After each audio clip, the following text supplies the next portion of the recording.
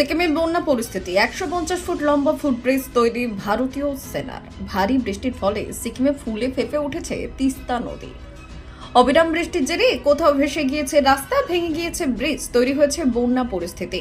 নিরাপদ আশ্রয়ে চলে যেতে বাধ্য হচ্ছেন সিকিমের স্থানীয় বাসিন্দারা।